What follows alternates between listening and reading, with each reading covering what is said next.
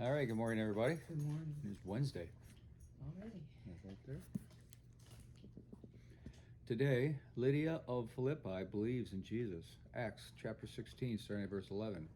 We boarded a boat at Troas and sailed straight across the island of Samothrace. And the next day we landed in Neapolis. From there we reached Philippi, a major city of that district of Macedonia and a Roman colony, and we stayed there several days. On the Sabbath we went a little way outside the city to a riverbank where we thought people would be meeting for prayer, and we sat down to speak with some women who had gathered there. One of them was Lydia from Thyatira, a merchant of expensive purple cloth, who worshiped God. As she listened to us, the Lord opened her heart, and she accepted what Paul was saying. She was baptized along with her members of her household, and she asked us to be her guest. If you agree that I am a true believer in the Lord, she said, come and stay at my home. And she urged us until we agreed. Now the commentary. Philippi was a key city in the region of Macedonia of northern Greece today. Paul founded a church during his visit in AD 50 to 51. Later, Paul wrote a letter to that church. The book of Philippians, probably from a prison in Rome, AD 61. The letter was personal and tender, showing Paul's deep love for friendship with the believers there. In it, he thanked them for the gift they had sent, alerted them to a coming visit by Timothy and Epaphroditus. Wow. Urged the church to clear up any disunity and encouraged the believers not to give in to persecution. Inscribed in the arches outside the city of Philippi was a prohibition against bringing an unrecognized religion into the city. Therefore, this prayer meeting was held outside the city, beside the river. After following the Holy Spirit's leading into Macedonia, Paul made his first evangelical contact with a small group of women. Paul never allowed gender or cultural boundaries to keep him from preaching the good news. He preached to these women, and Lydia, an influential merchant, believed. This opened the way for ministry in that region. God often worked in and through women in the early church. Lydia was a merchant of purple cloth, so she was probably wealthy. Purple cloth was valuable and expensive. It was often worn as a sign of nobility or royalty. Luke highlights the stories of three individuals whose lives were changed through Paul's ministry in Philippi. Lydia, the influential businesswoman, Acts 16:14.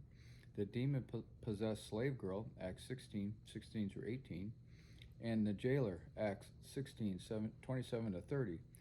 The good news was affecting all strata of society, just as it does today. Why was Lydia's household baptized after Lydia responded into faith to the good news? Baptism was a public sign of identification with Christ and the Christian community.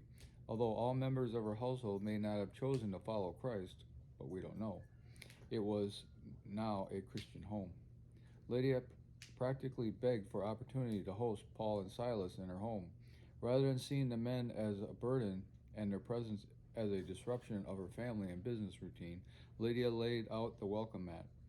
We practice hospitality when we generously and cordially throw open doors of our homes to care for others. In hospitality, we nurture, strengthen, and serve. The result is that others find physical, spiritual, and emotional help. When they leave us, they are healthier and more whole than when they came. Is this your practice?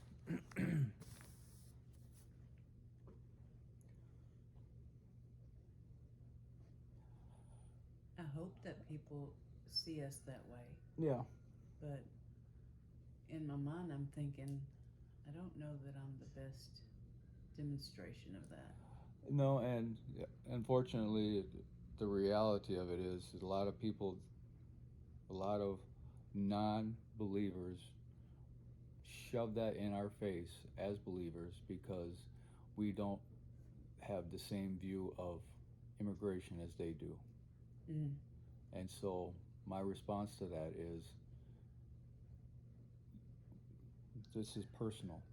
We personally should open our doors. We're not asking the government to do everything for us. Jesus never did that. When hunger, when the hungry were there, he fed them with what he had. Right. He didn't go up to some Roman soldier and say, hey, look, we got to get some programs dealt with here.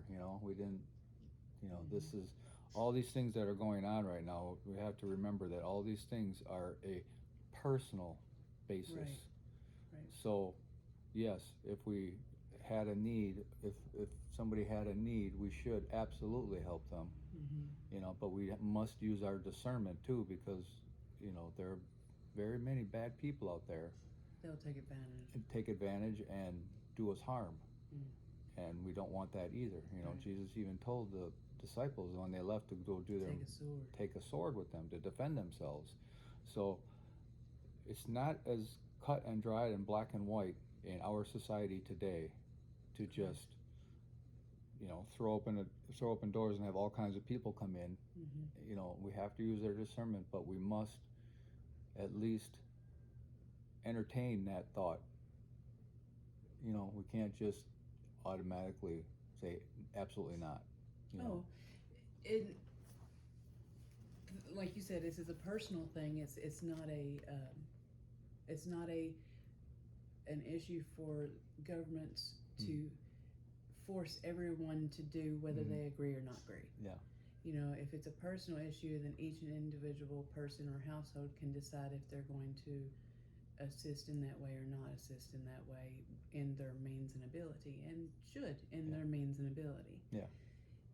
The Holy Spirit, again, we read and we allow the Holy Spirit to lead us. That's where the discernment comes in, is to show some of these, show us these people that need it, and also show us some of these people that are trying to hurt us on purpose. And that's why we have locks on our doors. Yeah. It'd be the same reason that we have a border policy. Yeah. If someone knocks on the door, then we can say, come on in. Yeah. If someone tries to come in legally, then the country can say, come on in. Yeah. But you have a lock on the door to keep people from breaking in. Yeah. And I'm using that as an example because, never mind, this is getting way off of. Yeah, we don't want to get too political about this, but the point here is, it is a personal between thing. people. So we must entertain that thought and use our discernment whether it is good for everybody involved. Right. A lot of people fake being what they are in order to harm somebody, and we don't want that. And so if a person is genuine, yes, we should. And it's not always absolutely cut help. and dry, black and white. No, it's not. It's But again, this is what it means. It means to be personal with it. right. Okay, hope everybody has a glorious day, and we'll talk to you later.